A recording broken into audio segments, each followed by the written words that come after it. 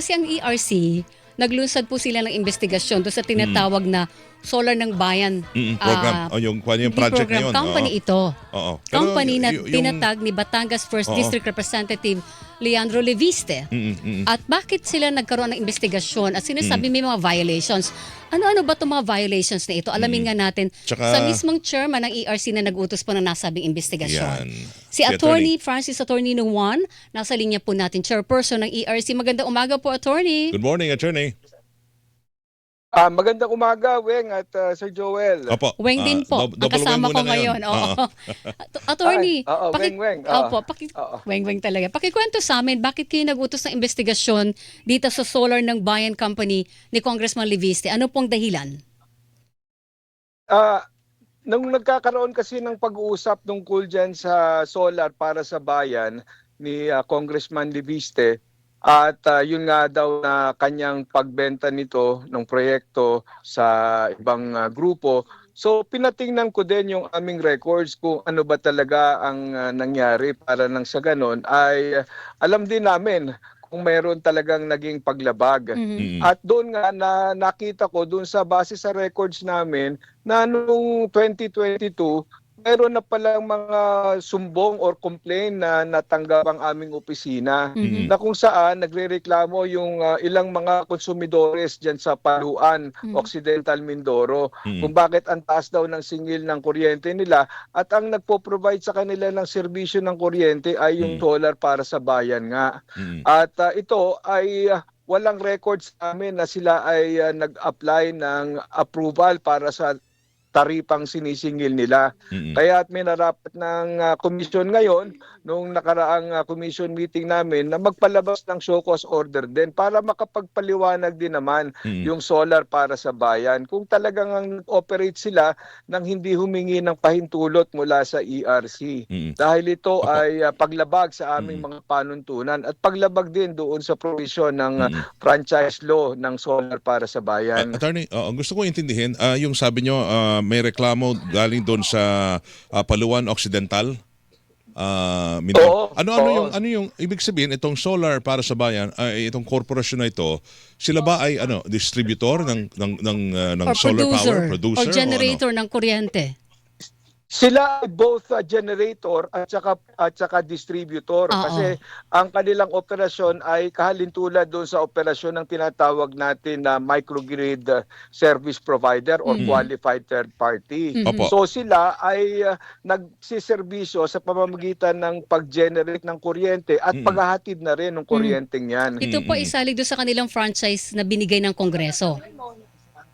Oo, ito ay ang naging basihan nga ng pagbibigay sa kanila ng prangkisa ng Kongreso dahil sinabi nila noon na kaya nilang mag-operate bilang isang qualified third party or microgrid service provider. Kaya sila ay nabigyan ng prangkisa, subalit nandoon din naman sa batas, doon sa prangkisa nila na kinakailangan bago sila magpatupad ng anumang singil, ay kinakailangan humingi sila ng pag-aproba ng ERC. Opo, So pero wala silang authority to operate from ERC?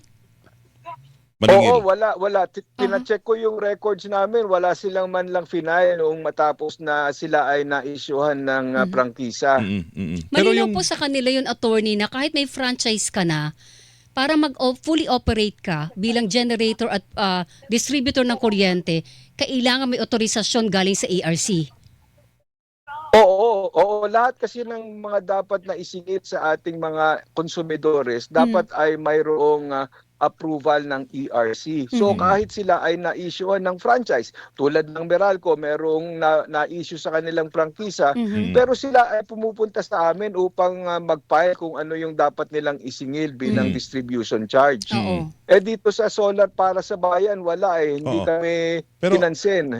Pero sabi ni Congressman Leviste, na-shutdown na daw pala yan many years ago. Kailan ho ba? Yung 2022 na nabanggit ho ninyo kanina, operational pa sila doon o wala na?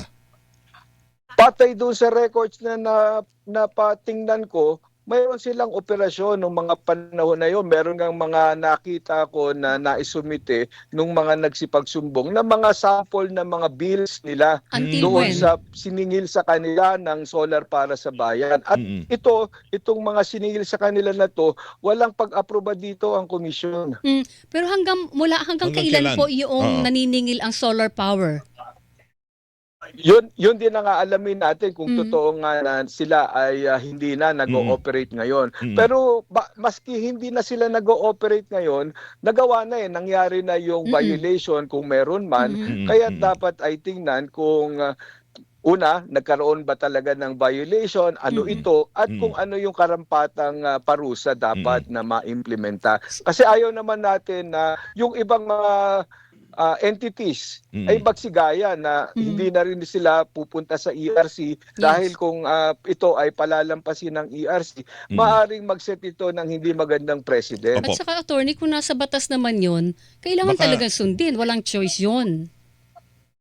Oo, Diba? mandatory yan Kasi Correct. nga para sa protection ng ating mga consumers na hindi sila basta lang may expose sa kung ano mang singil na gustong isingil sa kanila ng kung ano mang pribadong interest. Pero attorney, sabi niyo 2022 pa. Bakit ngayon lang po nasilip? Una, hindi ko masagot dahil Alam kong nung may iba pang Agosto lang sumunod ako sa inyo eh. Oo. nag-assume. Mm-mm. Oo. Pero nung pinatingnan ko rin yung records, actually mayroong mga proposal or recommendation na noon Oo. ang staff ng ERC. Ito nga kasi ay naipaabot na sa kaalaman ng ERC at yung staff naman ay nagrekomenda ng issuance ng show cause. Pero for one reason or another, walang naging action noon. Bakit po sinasabi ninyong labis-labis yung singil? Ano po ba na yun dapat? Bukod doon sa walang 18, authority sila para maningil 18 kasi walang pesos. taripa. Pero magkano po? Bakit sobrang sinasabi niyo? Kasi umabot ng 18. Yun ang naisumbong sa amin, 18 pesos per kilowatt hour. Samantalang kung ang solar para sa bayan sana ay nag-apply ng maayos sa ERC, nabigyan sila ng taripa, maaari pang nag-qualify doon sa universal charge na subsidy. Kaya't yung mga konsumidores doon sa Paluan at kung sa iba pang mga areas na nag-operate ang solar para sa bayan, maaring sila ay nakabenepisyo doon sa subsidiya at hindi tataas ng ganung kataas ang Magkano kanilang po? Pero magiging 18 singil. pesos per kilowatt hours, Magkano bakit ano ho yung- ba yung dapat? Yes. Oo. Magkano yung makatwiran? Oo. Ano yung naprubahan ng ERC? Nung mga panahon na yun kasi, meron sila doong electric cooperative na nag-ooperate na, yung OMECO. At yung singil ng OMECO doon sa batay sa records ay mga nasa 8 hanggang 10 piso lamang. Dahil nga yung kanilang generation ay mayroong subsidiya mula sa universal charge for missionary electrification. Ito ay dahil nag-a-apply ang power provider ni OMECO. Unlike dito sa nangyari sa solar para sa bayan, wala silang in-apply sa ERC kaya hindi din natingnan ng ERC kung pwede nga sila na makabenepisyo mula sa Universal Charge for Missionary Electrification Fund at hindi sana na-expose sa ganung kataas na singil. Tumugon na po yung ba mga sa show cause order? taga-Paluan. Ang solar ng bayan, tumugon na pa sa show cause order? Hindi pa dahil maaaring ngayon pa lang namin mailalabas ito dahil noong Huwebes lang kami nagkaroon ng pagdidesisyon sa issuance ng SHOCOS. Ano pong possible na penalty doon? Mayroon kasi kaming kasalukuyan na authority mag-impose ng penalties between 50,000 to 50 million. So nakabata yan sa dami ng naging violation at yung nature ng violation kung ito ay grabe or slight lang. Okay. Sa inyo, slight ba yan o grabe? Hindi, yung basihan yan ay yung Sa kakulangan. akin, oo. Kung para sa akin kasi, kung talagang totally i-ignore mo ang regulator at ikaw ay mag-iimplementa ng singil na hindi aprobado sa komisyon, ito ay malaking violation. Okay. Ayaw natin kasi na ito ay matularan din ng ibang mga regulated entities natin na basta na lang pwede naman pala na mag-implementa kahit hindi dadaan sa ERC. Baka ganun ang maisip ng iba nating mga regulated entities. Alright. Attorney Juan, kami po Thank you magpa-follow po. sa bagay na ito. Ingat po kayo. Maraming salamat sa oras. Maraming salamat, Ma'am Weng. Good morning, Thank you po. sir. Thank you. Thank you. Sir Joel, good Oo. morning. Good Thank you morning. po. Thank you. Attorney Francis Saturnino 1 ang chairperson ng Energy Regulatory Commission o ERC.